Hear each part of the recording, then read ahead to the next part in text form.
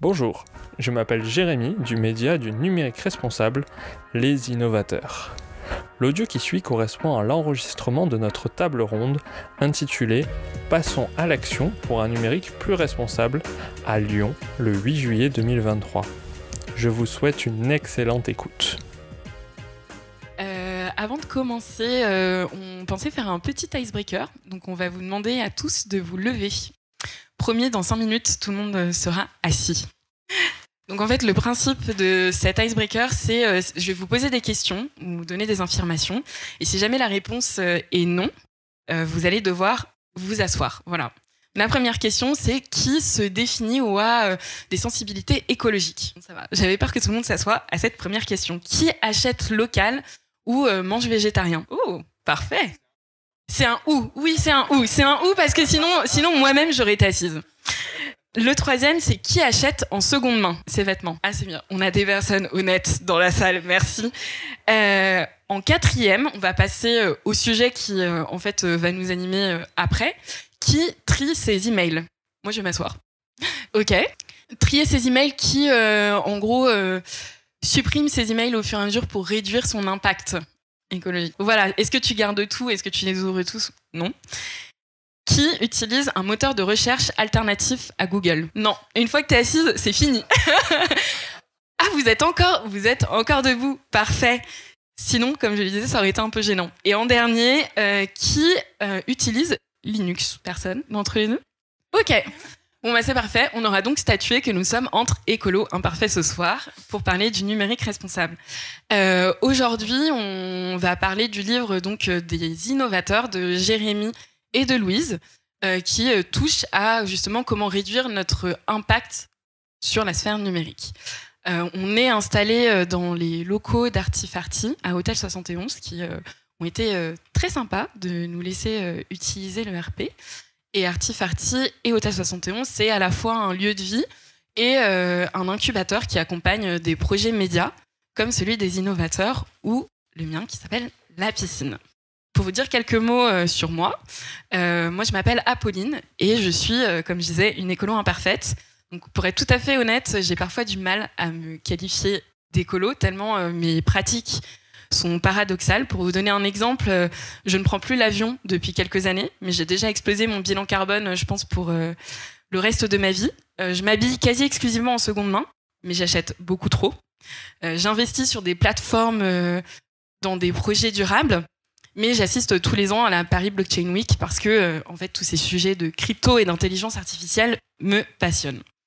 Donc, c'est clair, je suis un désastre écologique et pourtant, ce sujet de la responsabilité numérique m'intéresse beaucoup et me passionne. Mais le souci, c'est que je suis tellement novice, c'est qu'en fait, je ne sais jamais par quel bout prendre la chose. Et c'est pour ça que j'étais super contente quand on s'est rencontrés, qu'on a pu parler de ces sujets-là et de voir que vous avez sorti un livre qui est super didactique pour nous aider justement à modifier tous nos usages sur le net.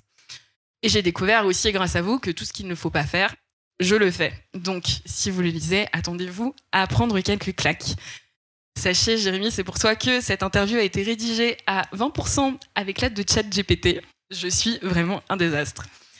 Et donc, pour vous en dire plus cette fois-ci sur le livre s'appelle « Comment réduire l'impact de nos pratiques numériques » et il aborde en fait la transition écologique par le prisme du numérique. Je vous poserai quelques questions dans la première partie de cet entretien pour savoir justement un peu comment vous aviez décidé de choisir d'aborder ce sujet écologique par ce prisme qui est super intangible et donc je trouve d'autant plus difficile à traiter. Et ce qui est super cool, c'est que vous donnez vraiment plein de clés concrètes pour pouvoir commencer à agir chacun à notre échelle sur cette thématique, comme je disais, qui est assez méconnue. Je conclurai cette introduction qui est assez longue par le fait que vous aviez dit que vous cherchiez quelqu'un pour animer la conversation sans que ce soit académique. Je vais essayer de faire de mon mieux. J'avais prévu de ne pas faire de mauvaises blagues, c'est déjà raté. Bref, si jamais vous avez des questions, n'hésitez pas à les noter sur un papier si vous êtes écolo, sur votre téléphone si vous l'êtes un peu moins. On aura un temps qui sera prévu à la fin pour pouvoir y répondre. Donc dans la première partie, je voulais m'intéresser plus à votre média, les innovateurs, ou les zénos pour les intimes. En vous lisant dans le livre, j'ai vraiment été frappée de découvrir que si le numérique était un pays, il aurait environ 2 à 3 fois l'empreinte carbone de la France. Et je me suis donc posé la question de savoir si pour vous il y avait eu un déclic particulier justement qui vous avait mené à créer du contenu sur le numérique et sur la transition. Pourquoi avoir choisi ce prisme-là ? Le déclic, il a été fait lorsqu'il y a eu l'apparition du RGPD. On va partir sur l'académique en fait. Le tableau va apparaître. Sur la partie protection des données personnelles. Donc lorsque l'Union européenne s'est lancée sur cette problématique des GAFAM, donc Facebook, Microsoft, Apple, etc., qui récoltent énormément de données et qui font tout un système de profilage sur nous. Pour contrecarrer ça, ils ont promu une loi, donc qui est le RGPD, qui permet aux citoyens européens de se protéger par rapport à tout ce qui est fait sur nos données sans qu'on le sache réellement. Qui c'est qui a accès en fait au code de Facebook, savoir qu'est-ce qu'ils font avec nos données réellement, là où ils envoient nos données, les traitements qui sont faits derrière, les intelligences artificielles qui tournent et qui essayent d'apprendre à nous connaître et à reproduire nos faits et gestes. Voilà, c'est vraiment parti de là. Et donc c'est parti de là pour toi ou aussi pour Louise, pour toi c'était la même chose ? Moi, ça s'est fait différemment. En fait, le déclic écologique, on va dire, ça s'est fait lorsque j'ai regardé le film Demain de Cyril Dion et Mélanie Laurent qui était sorti en 2016. Et c'est à peu près la même année où on a décidé d'écrire avec Jérémy. Donc lui, plus sur des thématiques en lien avec son domaine d'activité, à savoir le développement informatique. Et moi, sur on va dire notre transformation en fait, au quotidien. Je connais rien à l'écologie, voilà, c'est un chemin et puis je vais commencer à mettre des choses en place pour baisser cet impact parce que je me rends compte qu'il y a des choses qui vont pas du tout, que c'est pas viable, qu'on a un vrai problème de réchauffement climatique, etc. Et quand on a fait notre passage ici à Otage 71 sur le média qu'on avait créé, qui était vraiment composé de ces deux thématiques-là, d'un côté l'écologie et puis de l'autre côté le code informatique, on s'est rendu compte qu'en fait on parlait à deux cibles différentes, voilà, que les personnes qui lisaient mes articles ne lisaient pas les siens, que c'était pas forcément très cohérent et qu'en revanche il y avait un vrai sujet d'actualité et surtout d'avenir à la croisée de ces deux thématiques qui est donc le numérique responsable. C'est comme ça que ça a... Ok, merci beaucoup pour la réponse. Vous m'avez un peu ôté les mots de la bouche parce que je sais que vous fêtez votre 7e anniversaire cette année et je me demandais justement comment votre vision de l'écologie et du numérique avait pu évoluer au fur et à mesure de ce développement-là. Peut-être une question peut-être un peu plus pour toi, comme tu n'étais pas forcément spécialiste du sujet. Moi, je me suis rendu compte en fait qu'il y avait différents impacts qui étaient invisibles, qu'on avait l'impression en fait que le numérique s'était dématérialisé. Et ça, c'est un élément qui est vraiment extrêmement faux. On n'a même plus besoin aujourd'hui de raccorder notre ordinateur avec un câble Ethernet pour pouvoir se connecter. Tout se fait avec des ondes, avec de la Wi-Fi, avec des données mobiles. On ne se rend pas compte que derrière, il y a des serveurs qui tournent 24 heures sur 24. Il y a des câbles sous-marins qui permettent de faire circuler les données sur l'ensemble du globe. Voilà, nous, on est avec notre smartphone tout léger dans la poche et on a vraiment du mal à imaginer tout ce qu'il y a derrière. Et puis aussi, au-delà de ça, il y a la question des usages, c'est-à-dire que faire un clic, mettre un like sur une publication, lancer une recherche sur un moteur de recherche, ça a un coût, ça a un poids. Et ça, c'est vraiment quelque chose dont j'ai pu prendre conscience en fait, en lançant ce média, en faisant quand même pas mal de recherches pour qu'on puisse écrire nos articles. Et puis aussi au contact de Jérémy, qui était quand même plus sensibilisé que moi à ces questions spécifiques. Et est-ce que vous auriez peut-être d'autres données à nous partager ? Tu parlais de poids d'un clic, d'un like ou peut-être d'un mail. Est-ce que vous auriez des données qui seraient peut-être qui nous aideraient à rendre plus tangible cet impact du numérique dans notre quotidien ? Il y a le journaliste Guillaume Pietron qui a sorti un livre sur le sujet qui s'appelle Au bout d'un clic, où il explique qu'un post Instagram correspond à 2 heures d'une ampoule allumée. Donc c'est équivalent pour vraiment se rendre compte de l'impact. Après, encore une fois, il y a vraiment cette question de transparence envers les entreprises où ils vont pas nous laisser l'accès à la consommation des serveurs. La quantité d'eau utilisée pour refroidir ces machines-là qui tournent à fond. Donc c'est encore une fois des estimations. Lui, il a fait vraiment toute une enquête pour voir aussi les impacts en termes de ressources, les minéraux, enfin tout ce qu'il faut faire pour construire les machines, les serveurs qui sont cachés un peu partout sur le globe. Et voilà. Ça fait... Ok. Oui, donc c'est un peu comme si dans l'industrie de la mode, on parle pas mal des coûts cachés de la production. Il peut y avoir aussi des coûts cachés pour, par exemple, la construction d'un téléphone ou la construction d'un ordinateur. Ok. Et est-ce que tu aurais peut-être une donnée justement à nous partager sur cet impact du matériel? Par exemple, pour un PC portable de 2 kg, il faut 800 kg de matières premières. Ok. Ce qui correspond à 2 voitures Citroën Ami, les petites voitures sans permis. Donc c'est assez énorme comme ressource de base. Ensuite, il faut des tonnes d'eau, beaucoup de traitements chimiques pour façonner ces minéraux-là et que ça rentre dans l'ordinateur et que tout soit interconnecté, qu'il y ait des transmissions assez rapides. Surtout que nos services sont de plus en plus lourds. Nos applications sont de plus en plus lourdes, prennent beaucoup plus de place sur les téléphones, pareil sur la partie web, même sur nos ordinateurs. Donc pour parer à ça, on a des composants qui sont beaucoup plus performants, qui nous poussent à changer d'ordinateur pour pouvoir continuer à suivre le rythme qu'on a actuellement. Des nouvelles applications sortent, quand on va TikTok avec des vidéos qui tournent sans cesse, il faut avoir de la ressource quand même. Que ça soit pour télécharger les vidéos assez rapidement et pour pouvoir les stocker, pour pouvoir avoir suffisamment de stockage sur nos téléphones. Et donc c'est vraiment une boucle qui ne s'arrête jamais. Ouais, pour compléter, sur la fin de vie des équipements, il y a l'ADEME qui a estimé qu'on avait plus d'or aujourd'hui dans nos tiroirs, c'est-à-dire dans tous les appareils électroniques qu'on a mis de côté parce qu'ils ne fonctionnent plus, que les réserves estimées restantes dans les mines, par exemple. Aussi le fait que les téléphones portables soient le plus durable possible, c'est important. Enfin, téléphone portable et équipement électronique, c'est vraiment important, d'autant plus qu'à l'heure d'aujourd'hui, on sait très mal recycler tous ces petits composants.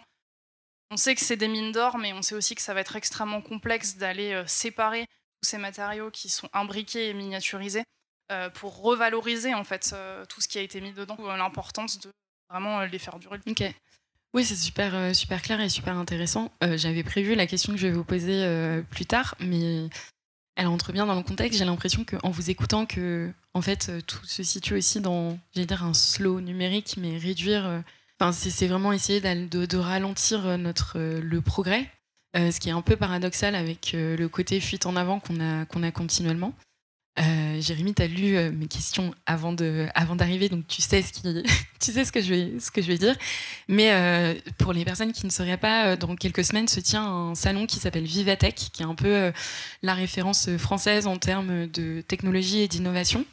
Il y a énormément de très gros noms de speakers qui ont été annoncés ces dernières semaines. Donc, je crois qu'il y a Bernard Arnault qui va venir.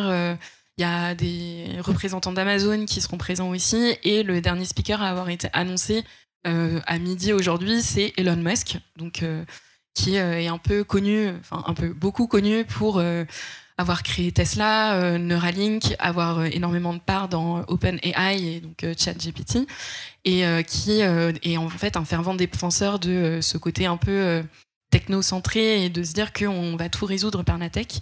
Vous, quel serait un peu votre avis par rapport à ça et comment on pourrait arriver justement à faire infuser ce besoin de ralentir dans un monde où tout semble s'accélérer?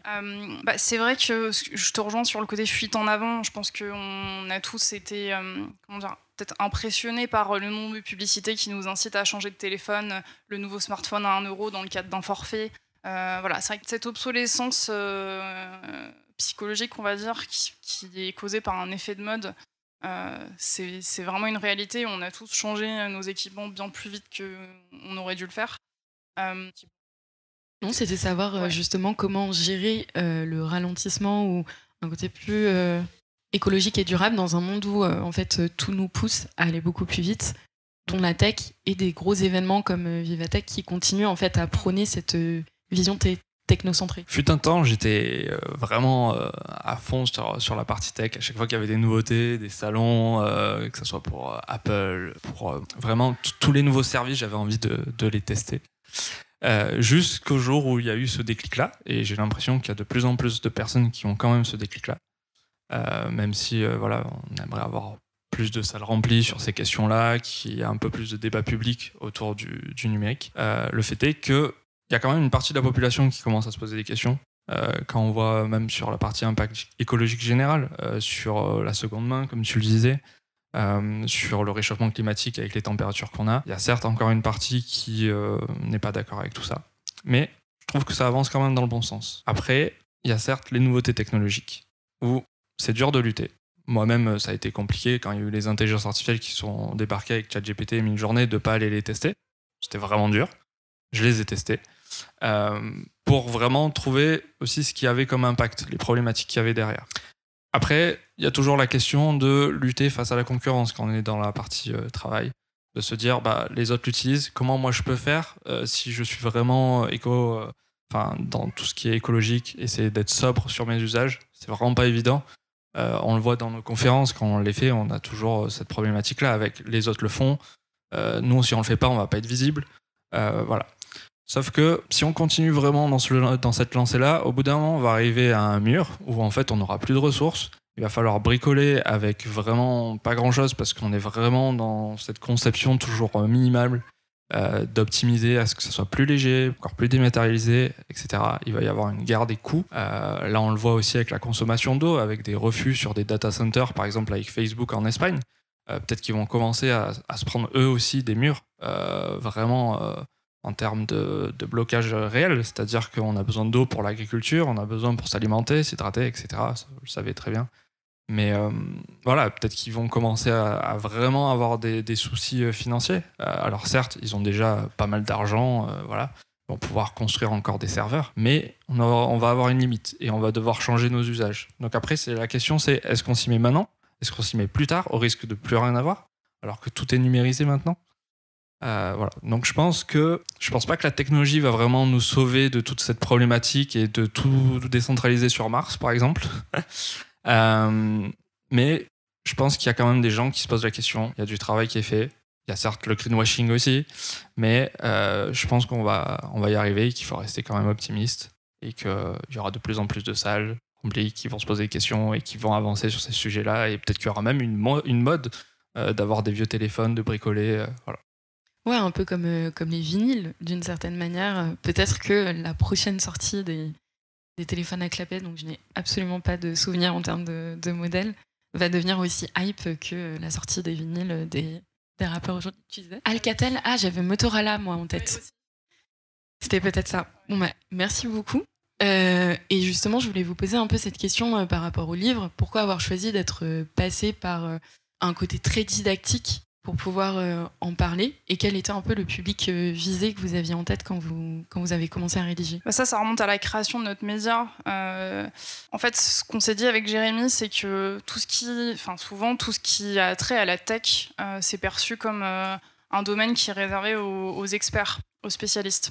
Et nous, on s'est rendu compte qu'en fait, on est très nombreux à avoir un smartphone dans la poche, on passe énormément de temps à le regarder ou à travailler sur nos ordinateurs. Et c'est pas une thématique qui devrait être réservée à quelques experts, c'est quelque chose dont tout le monde devrait être au courant. Parce que le fait est qu'on s'en sert partout et tout le temps.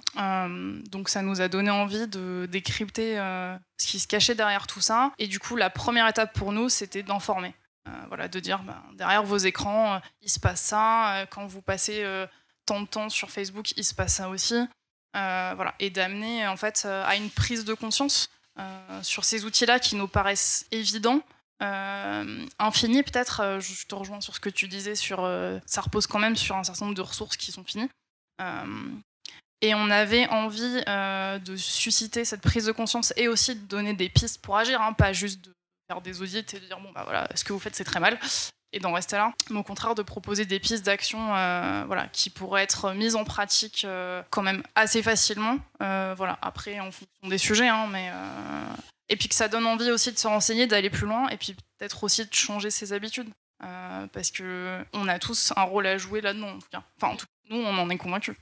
C'est purement marketing pour le livre. Non. C'est un autre moyen aussi d'échanger avec le public. Actuellement, donc, on a notre média qui est sur une version web où il a été co-conçu. On a vraiment travaillé sur toutes ces questions-là. Mais voilà, ça reste du web. C'est un moyen de communication. On va dépendre donc de Google sur le moteur de recherche, sur quand vous allez dire comment faire pour réduire mon impact numérique. Donc il faut faire plaisir à Google pour être bien présent. Ou est-ce qu'il faut faire plaisir à LinkedIn, enfin toutes les autres plateformes. Donc le livre, c'est un autre moyen beaucoup plus traditionnel quand même d'aller échanger avec le grand public. On espère que les librairies ont joué le jeu. C'est assez dur aussi de voir les chiffres en fait de où est placé le livre. C'est aussi pour ça qu'on fait cette conférence-là, pour en parler et avoir vraiment un objet pour lequel les gens peuvent se référer. Parce que quand on fait des conférences, qu'on parle de liens, il faut aller sur Internet aussi, il faut aller s'informer. Tandis que quand on a un livre, voilà, c'est chez nous, c'est physique, c'est réel. On peut peut-être aller dessus à un certain moment de la journée. Ça peut nous empêcher aussi d'aller sur un téléphone. C'est plutôt pratique. De se dire je limite mon impact au lieu d'aller sur mon téléphone et d'aller scroller et de lutter contre cette addiction qu'on nous a mis bien en place. Et voilà, d'où le livre.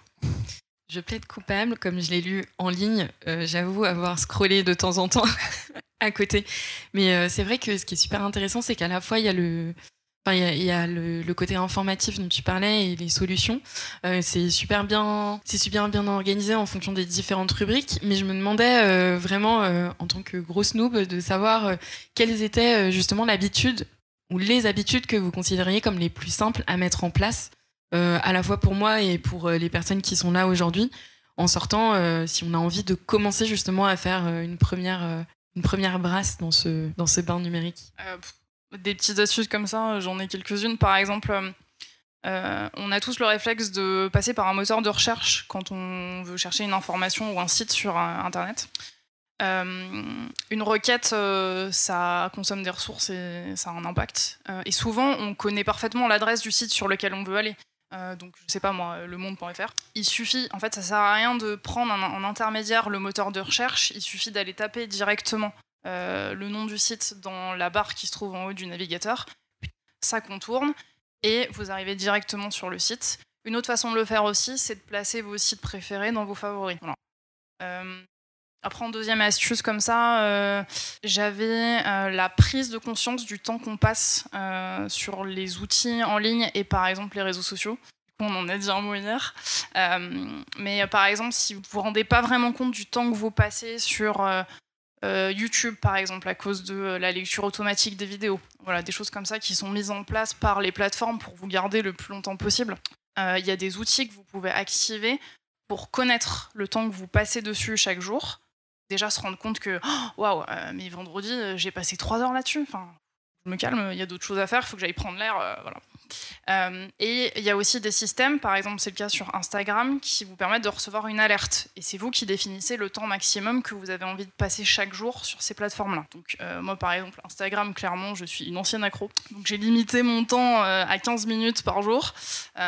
Et au bout de 15 minutes, j'ai cette petite fenêtre qui vient. Et après, à moi de continuer ou pas de regarder les contenus dessus. Mais au moins, ça fait un rappel et ça fait « Ah, ok, non, bon, peut-être que je passe à autre chose, que je ferme cette application. » Voilà. Après, le réglage des notifications aussi, ça peut être pas mal parce que ça, typiquement, c'est exactement le genre de choses qui vous rappellent, qui vous ramènent vers ces plateformes alors que vous aviez décidé de passer à autre chose. Voilà. Le petit numéro, là, un peu agaçant, en haut de l'icône, le téléphone qui vibre dans la poche, voilà, c'est des choses qui sont... on peut pas s'empêcher, en fait, de prendre le téléphone, d'y retourner. Voilà, c'est des choses qu'on peut décider de contrôler, d'arrêter... voilà. Comme ça, quelques pistes. Ouais, j'ai vu la main de Jérémy se tendre vers le micro, donc oui.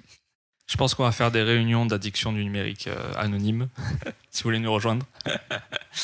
Moi, j'adore me contraindre sur le numérique. Je trouve que c'est assez fun. Ça nous permet de vraiment imaginer d'autres solutions, d'autres alternatives, et de changer ses habitudes et de ne pas être sur un flux en fait, appliqué par d'autres personnes en fait, qu'on ne connaît même pas.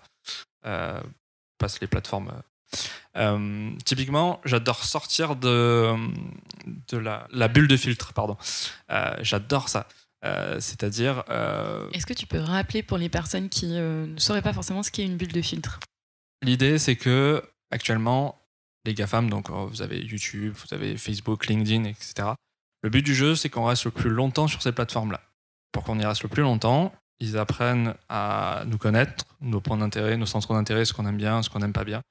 même des trucs cachés qu'on ne se rend pas vraiment compte, pour nous proposer toujours du contenu qui nous plaît. Donc en gros, on n'arrête pas de scroller, TikTok, etc. Et donc on se retrouve dans une bulle de filtre. On se retrouve sur du contenu qu'on aime bien. On reste vraiment dans nos propres opinions et on n'a pas un échange avec d'autres personnes qui pensent autrement. Et on est persuadé enfin, pas persuadé pour tout le monde quand même, mais on peut laisser penser que tout le monde a la même opinion que nous. Et c'est comme ça qu'on se retrouve dans cette bulle de filtre. On se retrouve dans une bulle, dans un cocon, où on est bien avec le numérique, parce qu'on nous propose du contenu qu'on adhère. Pour sortir de cette bulle de filtre, c'est vraiment pas évident, parce que les entreprises ne veulent surtout pas qu'on fasse ça, parce que ça nous permet aussi d'avoir de la publicité, de générer du revenu, d'apprendre à nous connaître, de vendre nos propres données aussi, c'est un autre débat. Et donc ce que j'aime bien, c'est de sortir déjà de la bulle de filtre de YouTube. Donc ça, pour le coup, vous avez des applications alternatives. Il y en a une qu'on présente dans le livre, on vous explique vraiment comment l'installer. Et c'est génial d'avoir une autre utilisation. C'est un peu comme un genre pas de darknet non plus, enfin de côté alternatif du web, comme on peut le constater. Mais on a vraiment une vision de YouTube qui est complètement différente parce qu'en fait, elle ne sait pas qu'est-ce qu'on aime bien. En fait, elle ne connaît rien de nous. Elle nous propose vraiment du contenu sur les dernières vidéos qui sont sorties, peut-être toutes les vidéos que tout le monde aime actuellement. Mais vraiment, on a une opinion complètement différente. On voit les choses différemment. On peut se dire, voilà, je suis vraiment dans le monde aujourd'hui. Qu'est-ce que tout le monde voit ? Et voilà, on a vraiment, c'est vraiment, enfin, je trouve ça vraiment important et intéressant.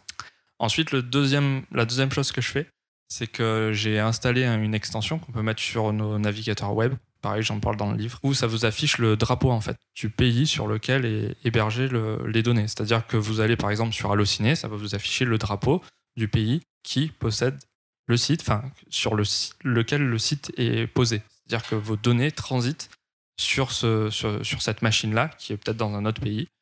Vous avez par exemple la page d'accueil des impôts, qui est aux États-Unis. Donc en fait, tous les Français se connectent dessus. Ça fait des transactions vers les États-Unis. Voilà, ça envoie plein de données, ça envoie dans les deux sens. Ça fait plein de kilomètres de données, ça a un bon impact. Voilà, et de me dire, voilà, il y a des sites qui sont à l'étranger, et je peux me dire, ah, attention, il y a peut-être un petit souci. Et donc, trouver des alternatives à ces sites-là, ça aussi, c'est vachement intéressant, et ça nous permet de changer nos habitudes et de découvrir un autre web. Je t'interromps, mais du coup, est-ce que tu peux nous donner le nom de cette extension dont tu parles ? FlagFox pour Firefox. Parce qu'il n'y a que Firefox en navigateur. Chrome n'existe pas. Vous avez oublié. Voilà.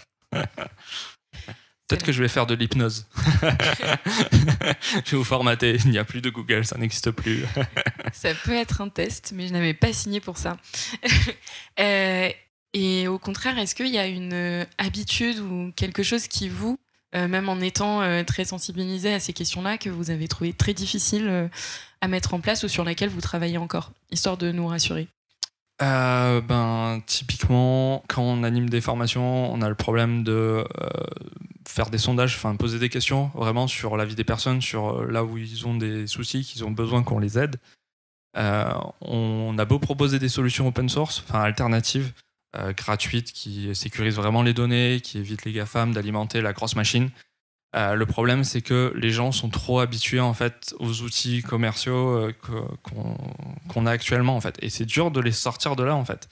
Et ça, c'est une grosse problématique, et je j'arrive pas à trouver de solution à part sensibiliser les gens. Mais on a tellement l'habitude de ces outils-là que quand on propose quelque chose d'autre qui est vraiment beaucoup plus propre, alors certes, l'esthétique est pas géniale parce qu'il faut leur donner des sous aussi, c'est important. Mais voilà, on reste bloqué avec ça. C'est-à-dire qu'il y a des solutions alternatives qui existent. Il n'y a pas de fonds pour faire une tonne de publicité sur les réseaux sociaux, etc. Parce que aussi, c'est pas dans leur valeur, et ce qui est assez logique. Mais voilà, comment on fait pour que les gens passent sur ces autres plateformes-là, que ça génère même des dons, de l'argent pour développer ces solutions-là, et qui sont vraiment top. Les Allemands ont essayé de le faire pour lutter contre Facebook événements sur les concerts, etc. avec Mobilisons, qui est une version libre, où on peut consulter tout le code source et vraiment ne pas avoir peur de se faire voler ses données.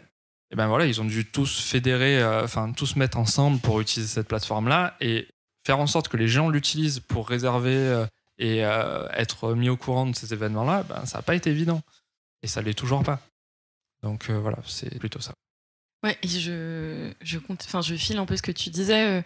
Tout à l'heure, on parlait du côté un peu trendy, essayer de faire en sorte que ça devienne quelque chose potentiellement à la mode ou un mouvement dont on pourrait s'emparer. Est-ce que tu as en tête peut-être des solutions ou des moyens qui pourraient faire en sorte que la vague puisse prendre? Je pense que les entreprises ont un gros effort à faire là-dedans. C'est-à-dire que les entreprises sont plus sur... Enfin, pour beaucoup, je ne veux pas faire de généralité, adorent faire des économies, qui est normal, et donc utilisent des solutions open source, libres, qui pourraient être nettement améliorées pour le grand public.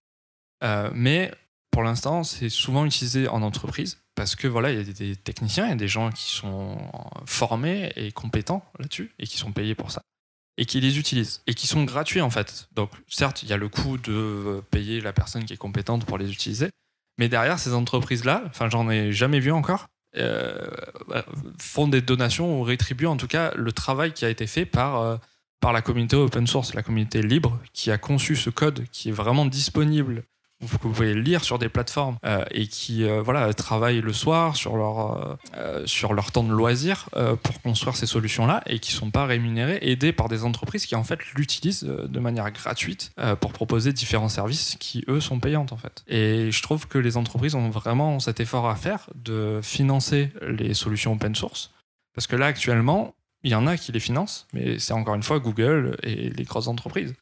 Parce que, pareil, elles veulent avoir le pouvoir là-dessus, avoir toujours le contrôle. Amazon adore se servir des solutions open source, de les modifier, alors qu'elles devraient les retransmettre en fait à la communauté open source. Et ils font leur service à côté, qui rendent payants, et ils rendent addicts aussi les développeurs à leur truc, en faisant des conférences, en disant on est cool, on propose des pizzas et on vous montre les nouvelles technologies.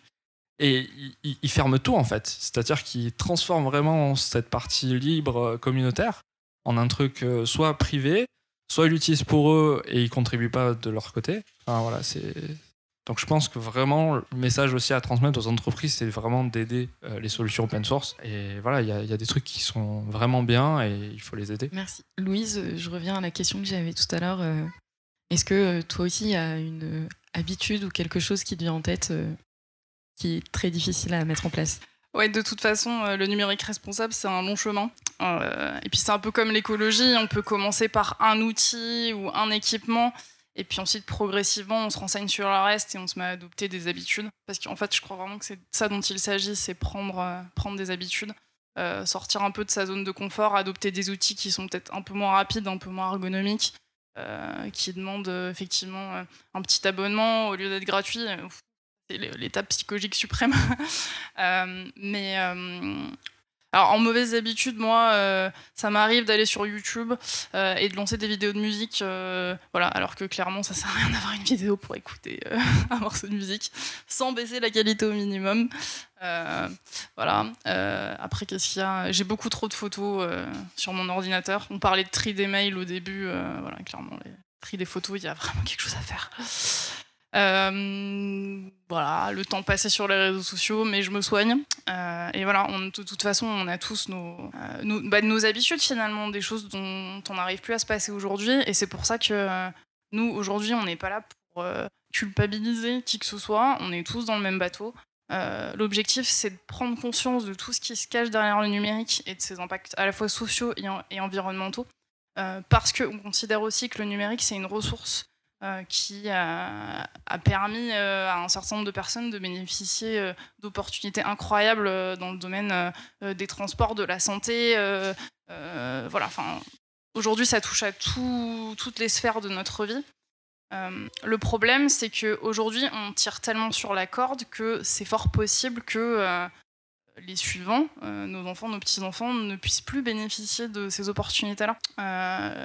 Donc, encore une fois, c'est le côté, levons un peu le pied, que d'autres puissent aussi profiter. Ouais, c'est ce que tu dis sur le côté, c'est un long chemin, mais en même temps, plus on lit les rapports du GIEC, plus on écoute, on entend les informations, plus on voit qu'en fait, l'urgence écologique, elle est là et qu'on n'a pas forcément ce temps dont tu parles.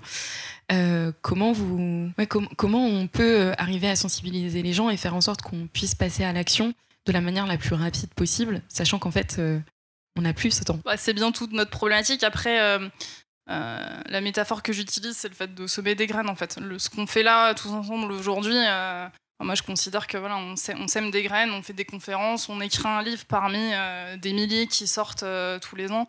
On espère que ce sera lu, entendu, repris, testé, appliqué, adopté.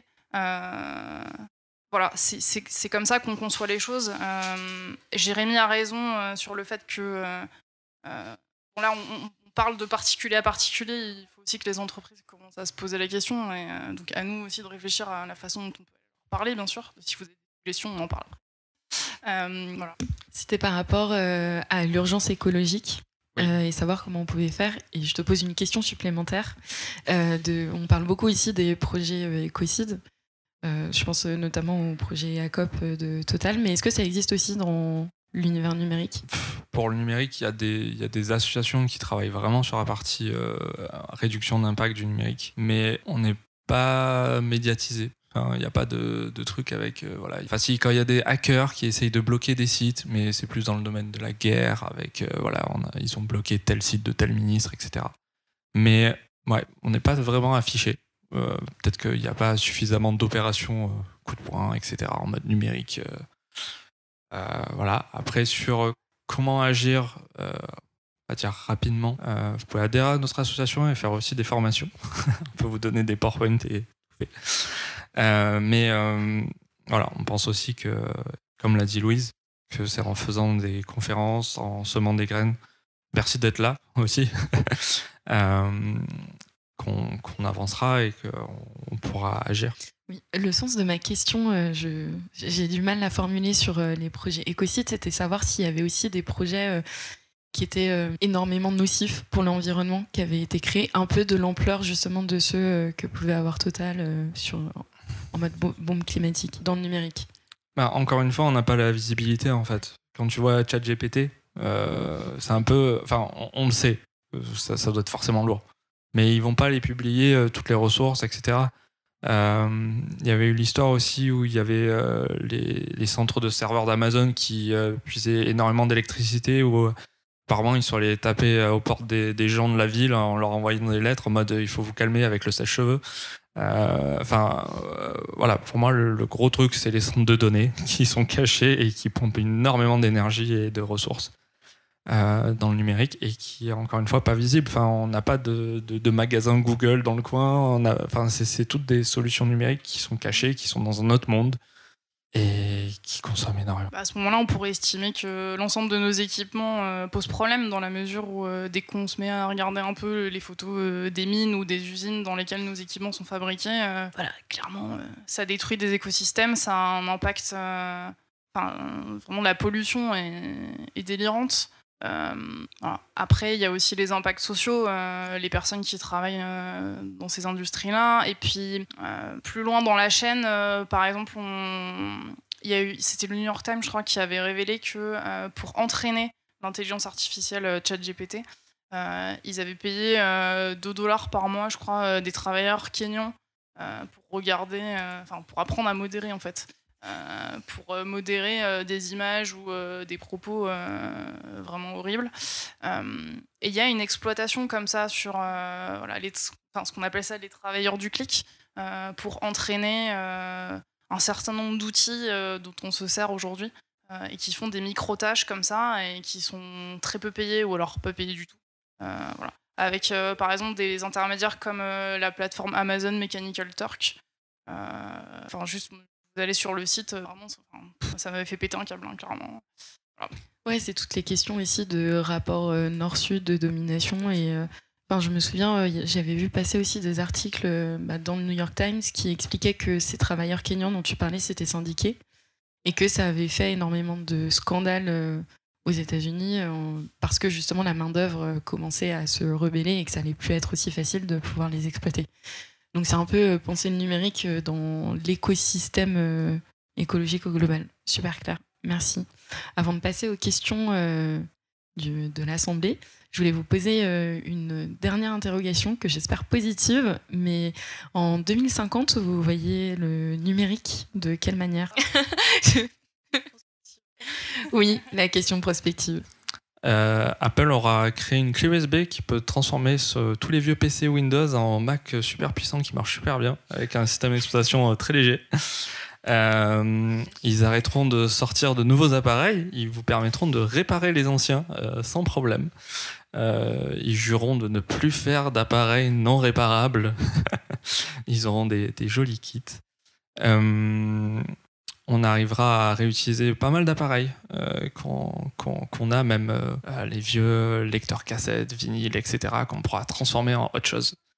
Il y aura toute une équipe de makers qui seront... Enfin, les makers, c'est ceux qui bidouillent de l'électronique et qui fabriquent plein de petits robots sympas, qui seront mis en avant et qui seront un peu mieux communicants, qui ont fait des kits vraiment pour simplifier la vie à tout le monde, ou qui est plein de petites entreprises qui permettent à tout le monde de transformer ces appareils électroniques, numériques. Et toi, Louise, ta vision pour d'ici 2050 ouais, d'ici 2050 Sur les usages, je dirais, je l'espère, une vraie éducation numérique en France. Parce qu'aujourd'hui, ces outils sont absolument partout. On sait qu'il y a des personnes qui se trouvent en difficulté pour faire des démarches qu'on considère basiques, mais qui sont effectivement compliquées pour un certain nombre de personnes. Pas seulement, d'ailleurs, on a ce cliché du senior qui est en difficulté face à son ordinateur, mais pas seulement. Parce qu'on s'est aussi rendu compte qu'il y avait des jeunes qui étaient très à l'aise avec des outils numériques comme les réseaux sociaux et qui se retrouvaient démunis après pour aller faire leur dossier sur la CAF ou sur la Sécu. Et du coup, dans cette idée-là aussi, je crois que la dématérialisation des services de l'État a entraîné un certain nombre de fermetures de guichets, etc. Et il y a des personnes qui se retrouvent démunies aussi pour avoir accès à leurs droits. Donc j'espère qu'en 2050, il y aura aussi... de la même façon qu'on pouvait aller s'adresser à une personne pour faire ces démarches, il y aura une personne qui sera là pour vous assister vraiment à réaliser ces démarches-là si jamais vous avez des problèmes. Voilà. Merci beaucoup. Est-ce que des personnes auraient des questions publiques ? Je crois que... Bonjour, en fait je suis arrivé avec un petit peu de retard sur le... Alors j'avais une question, je suis fondateur de 2 associations, j'héberge mes sites internet pour l'instant sur OVH. Et j'entends parler des NAS et j'ai jamais vraiment une réponse sur vaut-il mieux un NAS, un serveur local finalement, ou vaut-il mieux avoir un serveur dédié comme OVH qui fonctionne en France. Mais voilà. Il y a une grosse question d'échelle, c'est-à-dire est-ce que ces sites-là sont très utilisés, très vus ? Est-ce qu'il y a une grosse communauté de visiteurs ? Non. Ok. Pas pour l'instant. Ok. Pour être vraiment le plus éco-conçu et le plus léger, il y a le Raspberry, donc c'est un genre d'ordinateur de la taille d'une carte bleue. Donc voilà, ça c'est le plus léger. Et ça permet aussi de vérifier que son site est bien léger. C'est un bon test.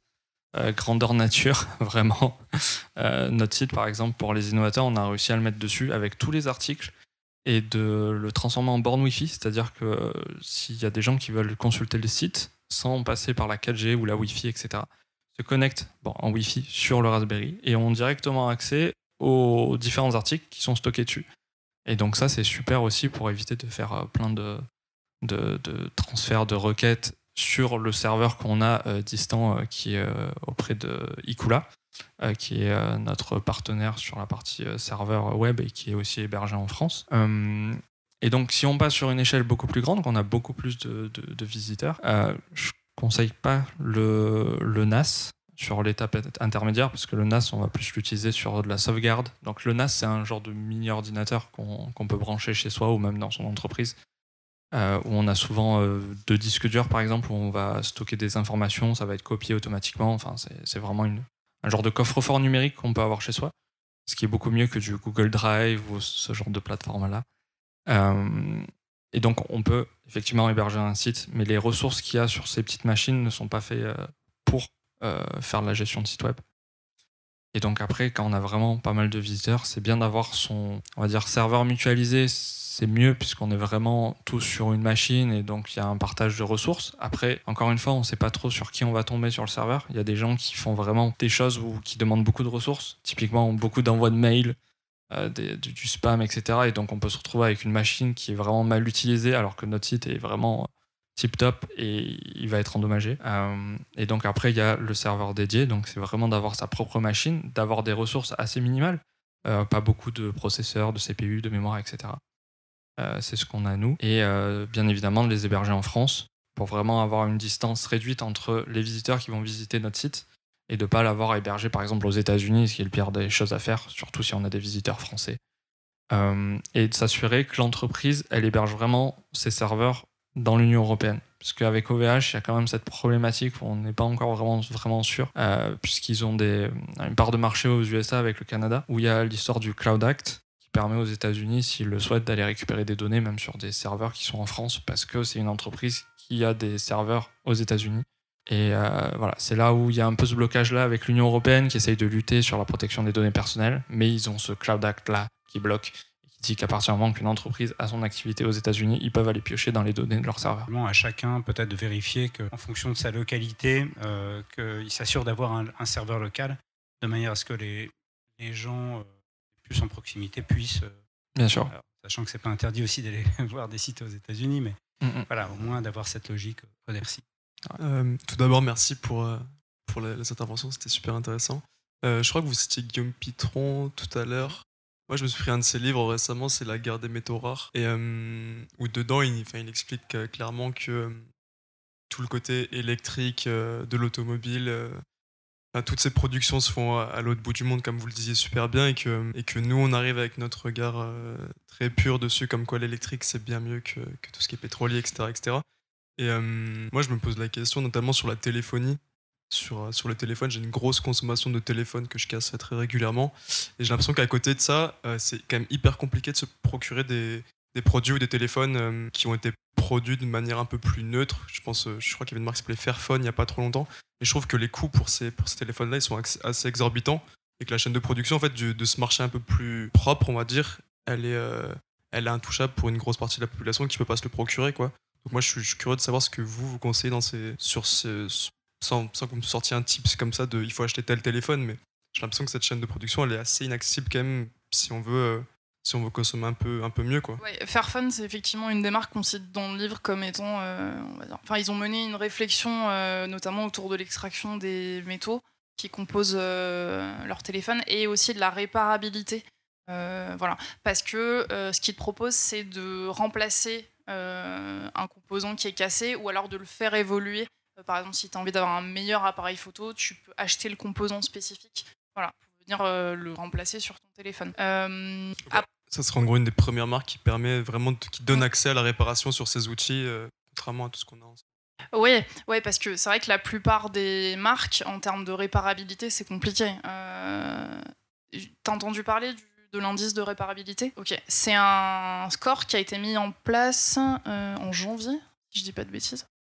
Ça a été rendu obligatoire par la loi française sur 5 catégories d'équipements, dont les smartphones et les ordinateurs.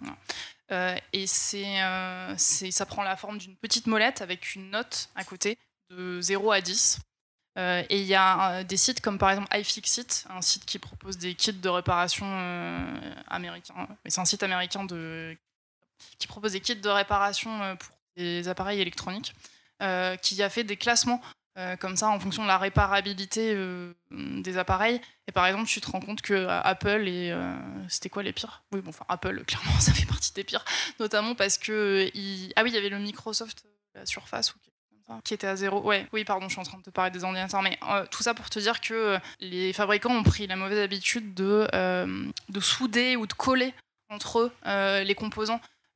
Aujourd'hui, tu as des batteries qui, voilà, tu peux plus les détacher comme avant pour les remplacer simplement. Tu as des coques qui sont collées au lieu d'être vissées. Enfin, clairement, c'est la galère pour réparer. Donc, Fairphone, pour le coup, c'est un bon exemple on offre à nos clients la possibilité de venir réparer eux-mêmes les composants cassés sans avoir à changer l'intégralité de l'appareil parce que l'écran est défaillant, par exemple. Après, il y a encore cette problématique d'usage. En fait, on est tellement habitué à Android, à iOS, etc., à leur gamme de prix et à comment ils sont construits. Les iPhones et les téléphones de Google, etc., ils sont assez légers. Donc, c'est vraiment une question de miniaturiser les composants, de faire tout coller, etc. Ce qui fait que quand il y a des gens qui font la démarche d'acheter des Fairphone, ils se disent mais il est super lourd. Et c'est les avis médiatiques qu'on a eu en fait. Il y a eu des tests. Alors certes, ils ont réussi à être mis en avant parce qu'ils doivent avoir une grosse équipe de communication. Mais voilà, le premier truc, ça a été, point négatif, il est lourd. Pour le réparer, voilà. L'autre point négatif, c'est qu'il y a des soucis avec l'interface, c'est pas pareil, il y a des optimisations à faire, etc. Alors certes, il y a tout un développement logiciel d'années et d'années et d'années de recherche du côté d'Apple, d'Android, sur les applications de prise de photos, en fait. Où au final, les capteurs qu'on a sur les téléphones, ils sont vraiment peu chers, ils sont pas très très puissants. Et c'est tous les algorithmes, toute la puissance de calcul qu'il y a dans le téléphone qui permet d'avoir aussi des belles photos. On le voit avec l'iPhone, avec toutes les questions de flou, de changer qui c'est qu'on voit sur la photo en moins flou, etc. Et donc tout ça, ça a un coût. Et donc passer à une alternative comme Fairphone, c'est pas forcément évident. Ensuite, il y a la question du coût, effectivement. Alors bien sûr, ils font tout de bien, enfin ils essayent de faire au maximum pour faire attention aux travailleurs, à l'extraction, etc. Et ça, c'est vraiment génial. Ils évoluent vraiment avec leur gamme de produits, ils font de meilleurs téléphones au fur et à mesure. Ils essayent d'éviter d'en sortir beaucoup aussi pour réduire l'impact et éviter d'avoir toute une gamme de téléphones qui sort tous les ans. Donc voilà, il y a des solutions pour amortir aussi le coût. Il y a des services qui proposent la location de ces téléphones-là avec de la réparation, des composants aussi moins chers. Donc il y a des solutions alternatives pour essayer de faire en sorte de pas... Enfin, pour réduire cette fracture au niveau du budget. Et il y a d'autres téléphones qui existent. Il y a une marque française qui est basée, je crois, à Aix, qui fait des téléphones vraiment solides en plus, bien costauds. Et ils ont un bon score de réparabilité. Donc ils sont un peu moins mis en avant, mais vous pouvez faire des petites recherches. Et il y a un autre téléphone aussi où il y a un système d'exploitation alternatif beaucoup plus libre. Mais encore une fois, il y a un gros problème d'usage. Les gens ont du mal à passer sur un autre système d'exploitation. C'est comme passer sur du Linux quand on est habitué à du Windows ou de l'Apple.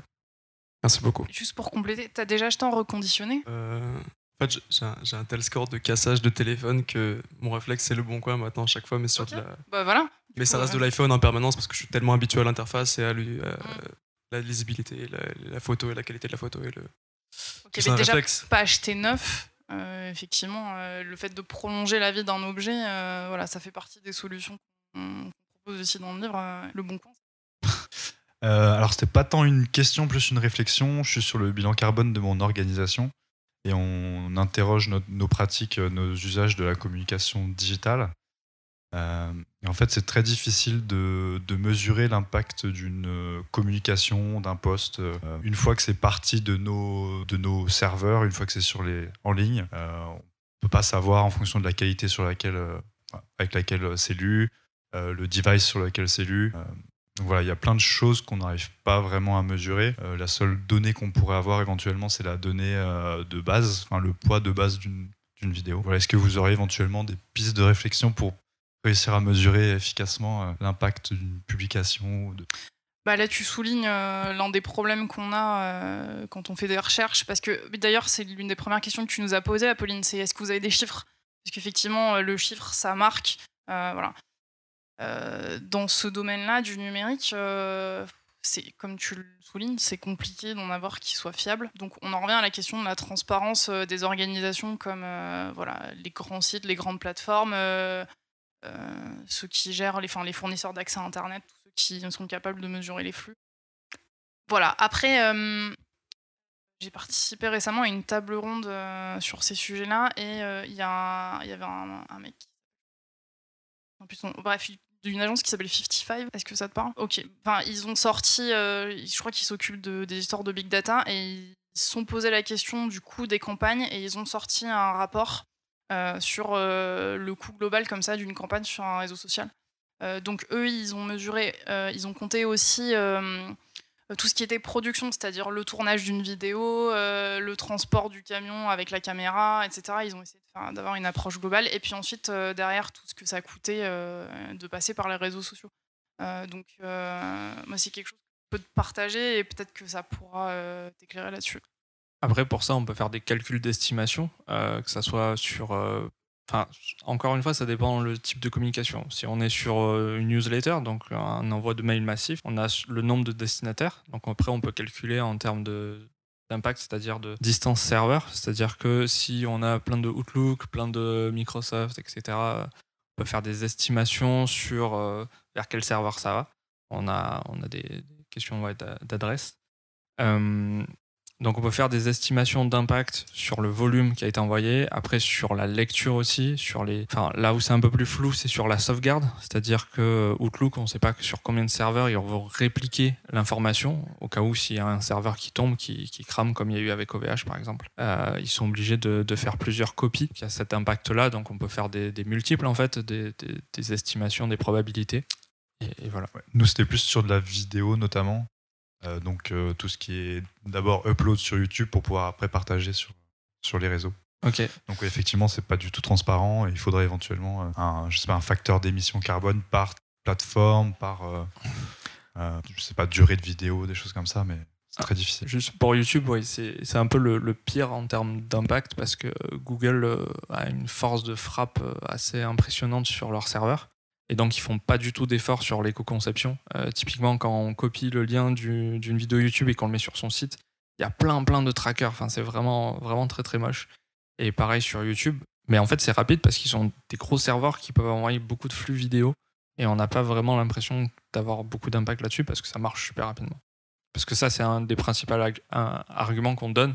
C'est si un site est lent, ça veut dire qu'il est aussi assez gourmand. Mais il y a une question de matériel en fait. Si on a vraiment un bon matériel, un bon câblage, ça marche super bien. Google détient aussi pas mal de tuyaux aussi à travers. Bref. Donc on peut faire un petit peu des calculs aussi sur les serveurs en fonction de là où c'est lu, parce qu'on peut savoir dans les stats YouTube un petit peu la population, puisque Google arrive très bien à traquer les gens. Même si les gens peuvent utiliser des VPN, enfin voilà, il y a plein d'autres trucs en jeu. Mais on peut faire des estimations sur vraiment la localisation, le nombre de personnes qui ont vu la vidéo sur un temps donné. Mais ça sera encore une fois des approximations et je pense pas que Google est prêt à diffuser ça. Ils préfèrent diffuser qu'ils ont des panneaux solaires un peu de partout et qui alimentent leur serveur en électricité renouvelable. Après, tu as quand même des leviers en ce qui concerne la vidéo. Par exemple, dans l'idéal, si tu peux au moment d'uploader ta vidéo, si tu peux brancher ton ordinateur avec un câble Ethernet au lieu d'envoyer ta vidéo en Wi-Fi ou encore pire avec les données mobiles, voilà, ça va baisser ton impact. Il y a une question de durée de la vidéo aussi. Plus elle est courte, moins les gens passent de temps à la visionner, ça entre en jeu. Et enfin, je dirais la compression. Voilà, ouais, aujourd'hui, tu as des outils qui te permettent de compresser soit des images, soit des vidéos. Ce qui permet de les alléger sans altérer leur qualité. Surtout que maintenant, les usages mobiles sont vraiment sur le devant de la scène et on sait très bien que ça sert à rien d'envoyer une vidéo en 4K alors que ça va être lu sur le format de la taille de la main. Voilà. Est-ce qu'il y a une dernière question ? En fait, c'est plus une remarque aussi. Je pense que dans l'équation, il y a quand même 3 acteurs, notamment sur les usages. Je ne parle pas forcément du côté matériel, mais sur les usages, il y a 3 acteurs. Il y a d'un côté l'utilisateur. De l'autre côté, on a effectivement tous les GAFAM, ceux qui sont basés sur un business model qui est basé sur de la publicité. Donc Google, Facebook, LinkedIn, etc. Et on a les entreprises qui font de la publicité sur ces plateformes. Et on a un cercle vicieux qui se crée au milieu de ça, c'est-à-dire que les GAFAM vont utiliser des biais cognitifs pour faire en sorte de garder les utilisateurs captifs. Ils vont mettre à disposition des entreprises un certain nombre d'outils qui permettent de manipuler ces biais cognitifs pour pouvoir pousser leur publicité, pour vendre la publicité, etc. Et les utilisateurs restent captifs. Dans cette équation, aujourd'hui, là, vous agissez beaucoup sur le grand public pour venir sensibiliser sur les questions d'usage numérique, mais ce qu'on voit, et c'est ce que tu dis, quand on est addict aux réseaux sociaux, c'est parce que ça utilise nos biais cognitifs, c'est-à-dire que ça utilise notre inconscient pour venir nous rendre addicts. Ces entreprises-là, ce qu'elles veulent, c'est vendre de la publicité. Elles s'en fichent que vous soyez sur les plateformes. Ce qu'elles veulent, c'est que vous poussez de la pub. Donc, l'acteur qu'il faut essayer de sensibiliser, c'est l'entreprise qui va pousser cette pub. Et ça rejoint sur ce que tu disais tout à l'heure. Quand tu vas pousser des campagnes de communication, énormément d'entreprises où les services marketing arrosent tous les réseaux sociaux à de vidéos, à coups de campagnes qui vont durer tous les jours, sans mesurer déjà leur retour sur investissement sur ces campagnes, sans mesurer l'impact que ça va avoir, etc. Donc, la sensibilisation, elle doit se faire aussi sur les entreprises, sur comment je fais des campagnes marketing, de communication marketing. C'est logique que les entreprises communiquent et essayent de mettre en avant leurs services.